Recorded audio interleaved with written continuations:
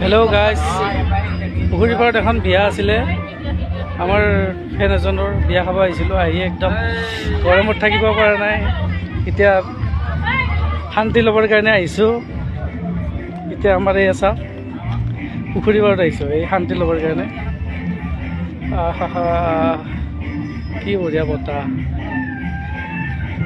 ইয়াতে শান্তি আছে।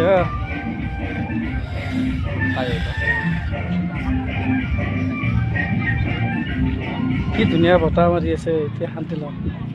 ঘামি একদম জল জলীয়া কৰি দিছিল। মাহৰ দালি, মচুৰৰ দালি, চব্জি, বিলাহীৰ টক, কিমান গৰম গৰম, চব গৰম গৰম আইটেম গোটেই খাই দিলোঁ। দি পেলাই এতিয়া থাকিব পৰা নাই গৰমত। এতিয়া পুখুৰী পাৰৰ এই বতাহটো লৈ আছোঁ। এতিয়া কিমান এটা শান্তি পাইছোঁ, কিমান এটা ভাল লাগিছে।